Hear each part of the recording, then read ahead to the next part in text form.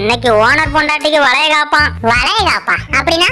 அட ஓனர் பொண்டாட்டி புள்ளைய பெத்துக்க போறாடி, அதுக்கு ஊரை கூப்பிட்டு கூத்தடிக்கிறாங்க. புள்ள பெத்துக்கலாமா கூத்தடிப்பாங்க? ஆமாமா. அது சரி, வருஷத்துக்கு 60 புள்ள பெக்குறேன், எனக்கெல்லாம் வளைய காப்பு இல்லையா? உனக்கு ஓனர் ஆப்பு வேணா வைப்பான், வளைய காப்பெல்லாம் வைக்க மாட்டான். சீப்படா. ஏண்டா இவங்களே நம்மள இந்த பாடுபடுத்துறாங்க, இவங்க பெத்து போட போறது நம்மள என்ன பாடுபடுத்த போதும்?